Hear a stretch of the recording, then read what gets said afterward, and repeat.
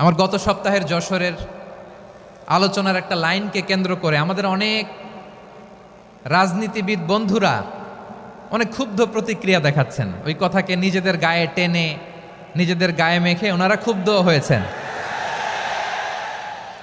প্রিয় ভাইয়েরা, আমি বলেছিলাম যে একদল খেয়ে গিয়েছে, আরেক দল খাওয়ার জন্য রেডি হয়ে আছে।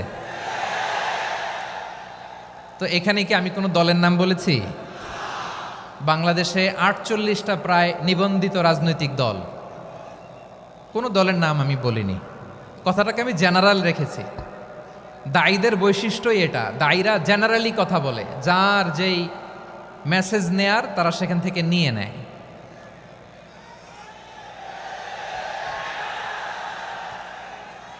তো কোনো দল এটা নিয়ে কোনো কথা বলল না, আপনারা এটাকে নিজের গায়ে যে মাখালেন এটা ঠিক হয়নি। আমি বলবো যে এটা খুবই অনভিপ্রেত হয়েছে। কোনো দলকে টার্গেট করে বা কোনো দলের পক্ষে আমরা কখনো কথা বলি না। আমরা কোরআনের পক্ষে কথা বলি, ইসলামের পক্ষে কথা বলি, ঠিক কিনা বলেন?